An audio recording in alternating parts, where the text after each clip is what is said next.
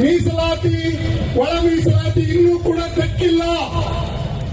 ನಿಮ್ಮನ್ನ ದಾರಿ ತಪ್ಪಿಸ್ತಾ ಇದ್ದಾರೆ ಅವಿವೇಕಿಗಳು. ದಯವಿಟ್ಟು ಮರಿಬೇಡಿ. ಯಾಕೆ ಈ ಮಾತು ಹೇಳ್ತೀನಂದ್ರೆ,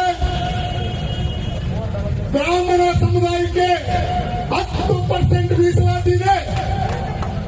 ಆ 10% ಮೀಸಲಾತಿ ಇರ್ತಕ್ಕಂಥ ಬ್ರಾಹ್ಮಣರು ಸರ್ಕಾರಿ ನೌಕರಿ ತಗೊಂಡ್ರು ಕೂಡ ಯಾವುದೋ ಒಂದು ದೇವಸ್ಥಾನದಲ್ಲಿ ಅರ್ಚನೆ ಮಾಡೋದು ಬಿಟ್ಟಿಲ್ಲ. ಮಾದಿಗರಿಗಿನ ಒಳ ಮೀಸಲಾತಿಗೆ ಸಿಕ್ಕಿಲ್ಲ. ಜಾಡ್ ಸುಟ್ಬಿಡ್ತಾರೆ ಚರ್ನ.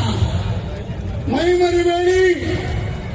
ನಿಮ್ಮನ್ನ ರಾಜಕೀಯವಾಗಿ ಎದುರಿಸ್ತಾ ಇದ್ದಾರೆ, ನಿಮ್ಮನ್ನ ದೂರ ತಳ್ತಾ ಇದ್ದಾರೆ, ನಿಮಗೆ ದಾರಿ ತಪ್ಪಿಸ್ತಾ ಇದ್ದಾರೆ. ಭಾಸ್ಕರ್ ಪ್ರಸಾದ್ ಅವರಿಗೆ ನಾನು ಮಾತು ಕೇಳ್ತೀನಿ, ಹೇಳಕ್ಕೂ ಇಷ್ಟಪಡ್ತೀನಿ. ಭಾಸ್ಕರ್ ಪ್ರಸಾದ್ ಅವರು ಇಲ್ಲಿ ಲೀಡರ್ ಅಲ್ಲ.